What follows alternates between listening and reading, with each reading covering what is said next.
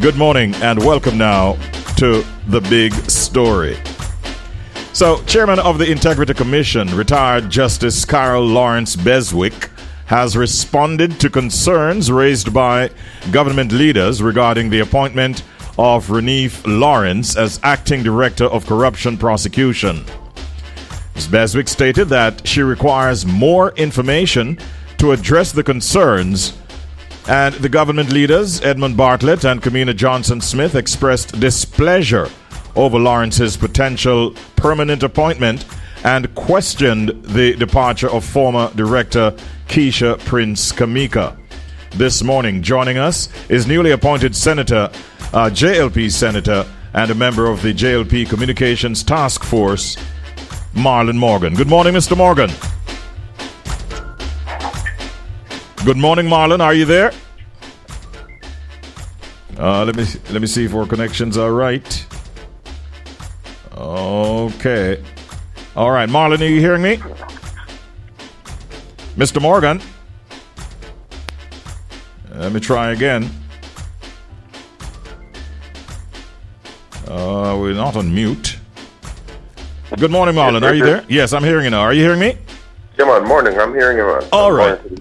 Perfect. No worries. Thank you so much for joining us once again. So the JLP is having a problem with the appointment of Mr. Lawrence. It's an acting appointment, and you're hoping that it doesn't become permanent. What are the reasons for your objections? All right. Thanks for the opportunity to share with the listeners this morning, Richie. And just to start off with some context here. The Integrity Commission is a commission of the Parliament that, among other things, has an obligation to essentially serve as the guardians of integrity, certainly holding parliamentarians to account and other public officials, including certain civil servants. And so, you want the Integrity Commission, in all respects, and to appear to the public as well, as being above the political fray, as being staffed by persons who there is no hint or no concern of political sympathies or malice or improper motive in the conduct and discharge of their work. You want that to be the case, and you want them to be seen as being such. Now, the Integrity Commission is undergoing some changes at this time, yes? In recent weeks, we would have had the departure of the former chairman, Mr. Retired Justice Seymour Panton. Mm-hmm. We have since had the appointment of his successor, that is Retired Justice Carol Lawrence Beswick. Yes. And there are some other functionaries. One person who served as the director for corruption prosecution, Mrs. Keisha Prince Kamika, has since exited, albeit under certain circumstances. It appears it is alleged that she was directed to not reapply when her contract came to an end in March. But I'm not even getting into that so much. But coming back to the Renif Lawrence issue, Renif Lawrence is a gentleman who has now been appointed to act as the director of corruption prosecution, essentially succeeding Mrs. Prince Kamika. And Renif Lawrence, based certainly on a post to social media in recent weeks and months by Dayton Campbell, the PNP's General Secretary, is essentially a close friend, essentially a brother, as it were, to Dayton Campbell of over 20 years, based on Dayton Campbell's own indication. Dayton Campbell would have served as a groomsman at Renif Lawrence's wedding, essentially a member of the bridal party. But so just to be very clear, having regard to the relationship between those two gentlemen, or what appears to be the relationship based on what Dayton Campbell said, the government's parliamentary leaders, Kamina Johnson-Smith in the case of the Senate and Edmund Bartlett in the case of the lower house, the House of Representatives, wrote to the Integrity Commission last Friday, the 11th of April, to bring her attention to this issue that has come to public light and urge the Integrity Commission to interrogate this matter. matter, because the idea is this. We would not want to have Ronif Lawrence presiding as acting director of corruption prosecution, and his decisions, any decision that he takes, any ruling that the gentleman makes, is going to be under a cloud of suspicion, having regard to questions as to the motive that would be behind his decision making. So you're playing a football game, Richie B. What you want is a referee who is sterile, a referee in whom both teams can repose trust and confidence in terms of officiating the game. We don't want the referee to be on our side, and certainly we don't want the referee to be on the side of our opponents. We just want the referee to ref the game, because we are confident in the football we are playing, and we want to play the game in a manner where there is absolute trust and confidence in the referee, and the public looking on can also equally feel that degree of, or repose that degree of trust and confidence in the referee. So is it then that you're saying you will not support the appointment, or is it that you're asking that this matter be further investigated? We're asking that the Ronnie Florence situation be looked into, because one of the things I have to do in this conversation is to provide a bit of context. The Integrity Commission is still in its infancy. It is essentially a 7-year-old outfit at this time, having been created in 2018. The act was passed in 2017. They started the operations in 2018, right? Yes. What we have seen in recent years is a kind of weaponization, a political weaponization, and a politicization of the Integrity Commission's work by the PNP, in particular the opposition PNP. And I mean, a political party that is in opposition, they are going to exploit things. They're going to advance their agenda using all kinds of things. In this case, the Integrity Commission's work and the Integrity Commission's non-certification of Prime Minister Andrew Holness's statutory declarations have been the focal point of their politicization of the Integrity Commission's work. So just to be clear, as we saw with a particular report last year, the Integrity Commission essentially has the power, as it were, to make or break a government. And so there should be no concern, no ambiguity, yes, or no mistrust or distrust where the discharge of the Integrity Commission's work is. And I dare say at this time, we're not seeing that, because we have had some intemperate remarks on the part of the Integrity Commission's Executive Director, Greg Christie.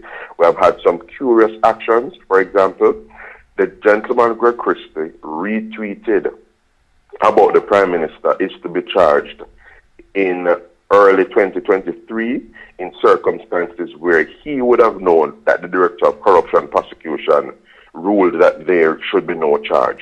Yes? But yet he retweeted something giving the public a certain appearance. In another instance, a member of staff of the Integrity Commission was shot. Yes, he was the victim of an incidents of shooting.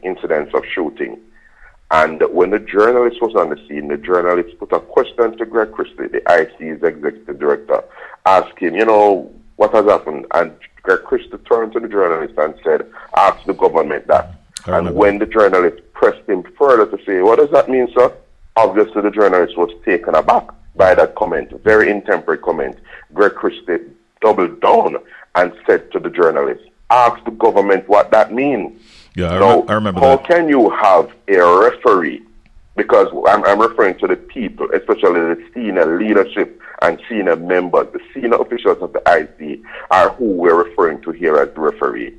If you are having a referee in a game, and this is the kind of disposition and utterance of the referee, how can you as a player on that football field feel, a degree of confidence in that any matter relating to you, the discharge of the Integrity Commission's work, will be professional, will be dispassionate, and will be above board and not influenced by ill will, malice, or, of course, political sympathies or any other undue consideration. So you want the person to be seen as impartial. But let me ask absolutely, you. Yeah, absolutely. Let me ask you, Marlon. Is it also that you're saying the individual who holds that position of director of corruption at the Integrity Commission should not have any political affiliation whatsoever?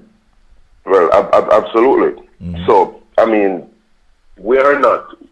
none of us in the country are political eunuchs, perhaps.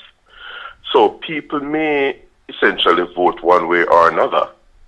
However, you want people who are staffing, certainly the senior leadership of the commission, to be politically sterile in the same way civil servants, essentially the senior leadership of the civil service, or even the EOJ itself. Remember now, the EOJ administers elections in this country.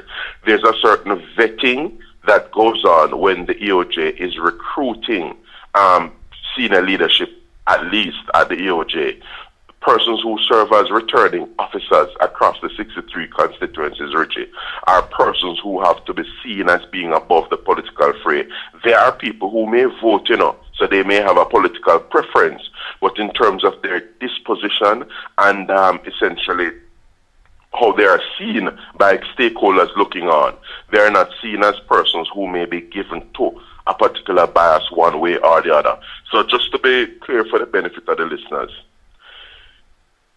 the Director of Corruption Prosecution is someone who may have referrals and recommendations made to them from time to time, as we have seen in the case of Mrs. Keisha Prince Kamika, consequent on investigations by Mr. Kevin Stevenson, the Director of Investigations. Now, when a file comes to Mrs. Prince Kamika, you would expect her, just like EPP Paula Llewellyn, to consider the facts of the matter before her and make a decision on the basis of merit, on the basis of the facts of the case, and using his or her professional integrity and experience and capacity as a prosecutor. In circumstances where any other consideration may be at play or may be thought to be at play by the public, you could have a decision that is made by the Director of Corruption Prosecution, in this case, albeit acting at this time, that may register with the public in a certain way. Yes? So the Integrity Commission may actually topple a government. It may cause a government to collapse. And that is what Julian Robinson and the PNP were banking on last year when in August of 2024 rather, Julian Robinson, when he was speaking at the PNP's Women's Movement annual conference last year, he told comrades, urged them to get ready because we're going to have an election this side of 2024.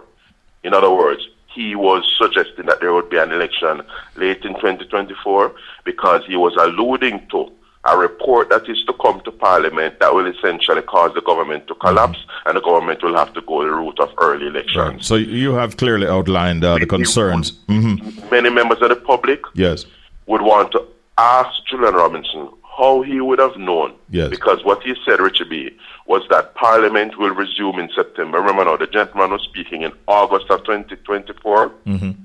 I think either the 17th or the 18th of August, right? Yes. Now, when he was speaking on that occasion, he said Parliament is going to resume, which it typically does after the summer recess. It resumes in September. But Julian Robinson was able to speak with a degree of definitiveness and certainty that would suggest that he knew what was coming down the pipeline. Yes. Allow me to ask. How would you have known with such certainty that so soon as Parliament resumes, the Integrity Commission did have a land. Right. I report to the Parliament. You've made your point very clear, Marlon. I have a few things I want to get in before time runs out, though. The new chairman of the Integrity Commission has, in fact, I'm not looking at the report now, but I believe she basically intimated, that you must bring the proof. How do you intend to proceed from here going forward? All right, good question. Now, the Integrity Commission and the JLP notes and, welcomes the correspondence from retired Justice Carol Lawrence Beswick. She would have essentially responded to the letter from both House leaders this past Friday. The letter is with them at present, Ed Bartlett and Camilla Johnson-Smith. they will be determining the appropriate response, because the interest of the public has to be served here. And what retired Justice Carol Lawrence Beswick has asked for is essentially further and better particulars. So what she's saying is that the JLP has alluded to some instances that essentially are concerning to them. It's concerning to us in the JLP. And what the retired justice has asked for is for us to make clearer, cite what the respective instances are, and furnish the commission with some evidence, as it were.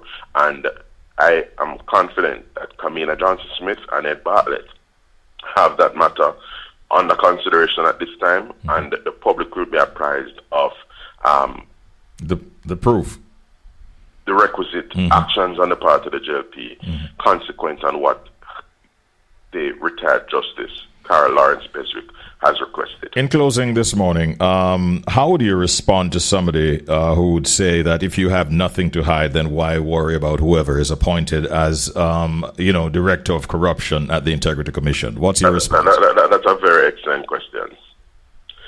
Because though you conduct your affairs above board and you have nothing to hide, you have no malfeasance or whatever, you do not want even the very appearance of a person presiding who may either conjure up things, fabricate things, or indeed act in a manner that is arbitrary or outside of what is to be done.